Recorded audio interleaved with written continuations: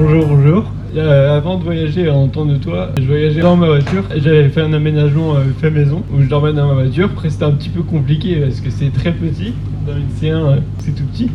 Du coup après quand ma copine m'a rejoint, donc Charline, du coup j'ai décidé après d'acheter une tente de toit. Là c'est quand même beaucoup plus de confort. Pas besoin de se plier en deux pour rentrer dans la tente. Pourquoi j'ai choisi la tente de toit? Je me l'ai un peu dit, c'est beaucoup plus de confort. Puis c'est beaucoup plus pratique pour grimper dedans, il y a beaucoup plus d'espace. Donc comment j'ai choisi la tente de toit? C'est très compliqué parce que j'ai une petite voiture et du coup je peux pas mettre ce que je veux. Pareil, le poids il est très limité. Sur ma voiture c'est que 50 kg, donc c'est un peu juste, mais bon, ça passe. Et pareil pour les barres de toit. Ça a été très compliqué de trouver des barres de toit. Mais bon, j'ai tout trouvé, donc c'était parfait. Alors, mon handicap, ce qui me gêne pour vadrouiller, j'ai quelques petites difficultés quand même. Dans l'ensemble, ça va. Par exemple, sur le puits de Marie, j'ai pas pu monter là-haut, parce qu'il n'y avait même pas de rambarde, c'était hyper compliqué. Mais à part ça, j'ai pas trop de difficultés, donc ça va. Alors, le regard des gens avec la tente de toit et un handicap, c'était un peu compliqué cette diapo. Le contact, il est différent. Enfin, les gens, ils regardent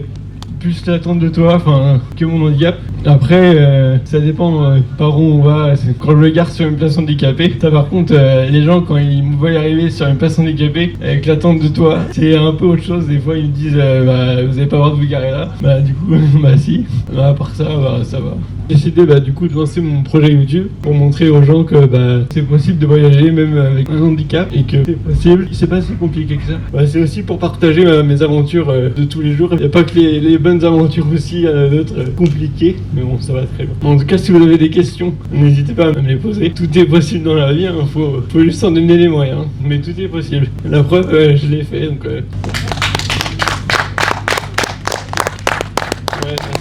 merci. Là, j'ai une petite vidéo, mon dernier road trip. Une petite introduction de... Voilà, mon tout dernier road trip que j'ai fait cet été, de une semaine et un jour. C'est un petit bout d'épisode.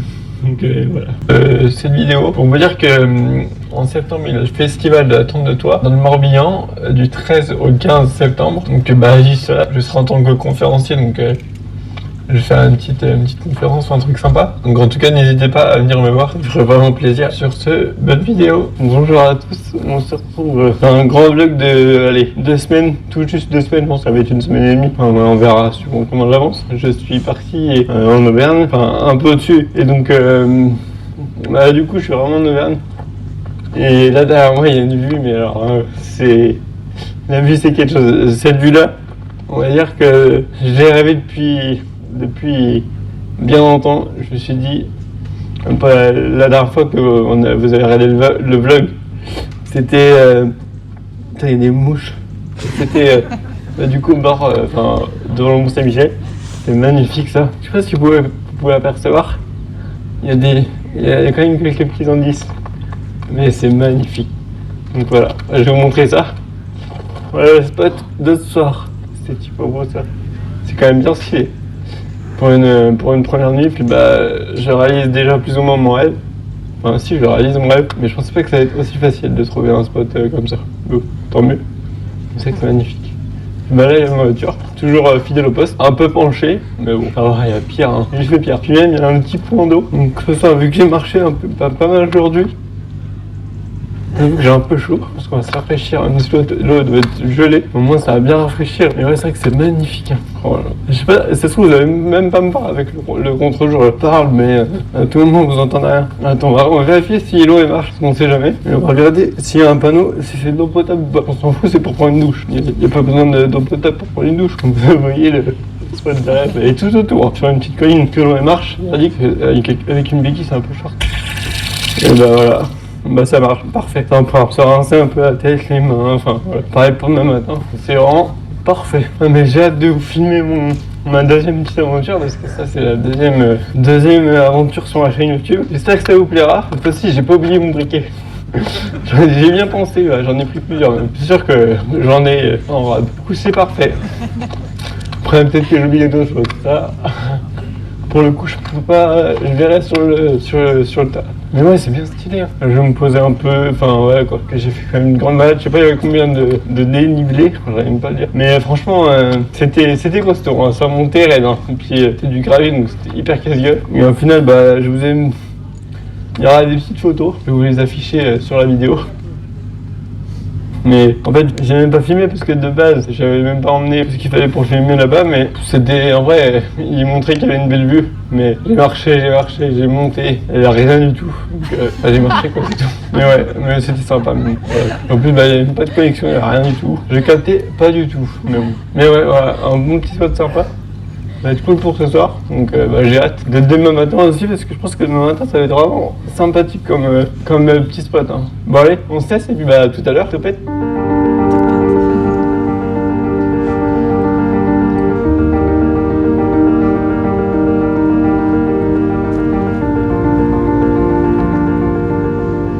Eh bien bonjour à tous, là je viens m'arrêter sur un petit coin, enfin de base je voulais manger, trouver de l'ombre, mais il n'y a pas trop d'ombre, il y a juste un arbre c'est tout, donc je vais trouver autre chose.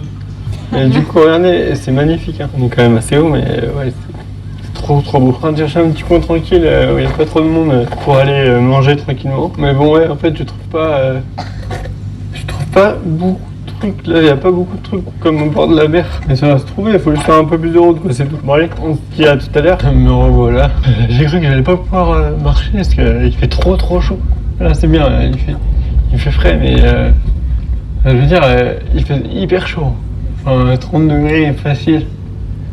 Donc, marcher est un peu compliqué, puis que du soleil. Donc là, me voilà arrivé, je suis vraiment pas rassuré. Je ne suis vraiment pas du tout rassuré. On a tout le tour. J'ai un peu de vertige quand même. Donc voilà, ici, je sais pas si vous allez bien voir. J'espère que vous allez bien m'entendre. Donc voilà où je suis, la crête de Botte. Du coup, je voulais vous dire, à chaque voyage que je fais, j'aime bien relever des défis.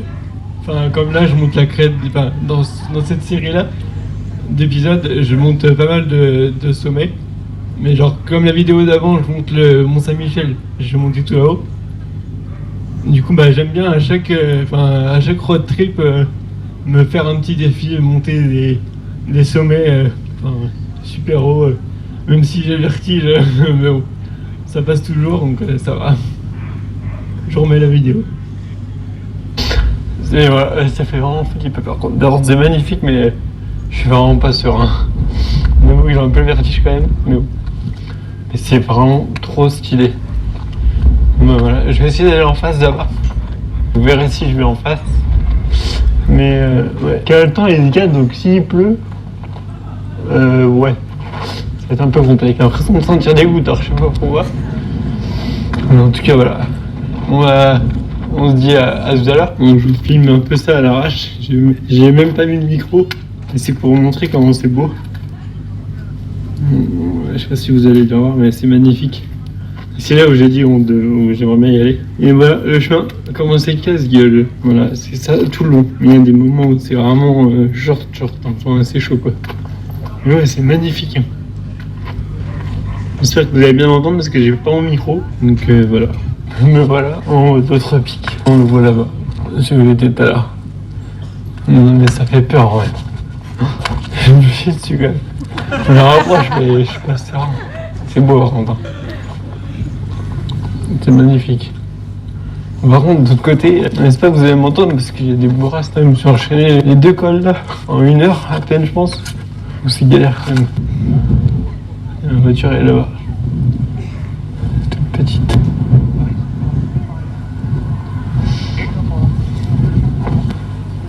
Et là c'est le mauvais temps. Enfin le mauvais temps, moi je sais pas s'il pleut. Je sais même pas si vous m'entendez déjà. Oula, je vais me casser la gueule.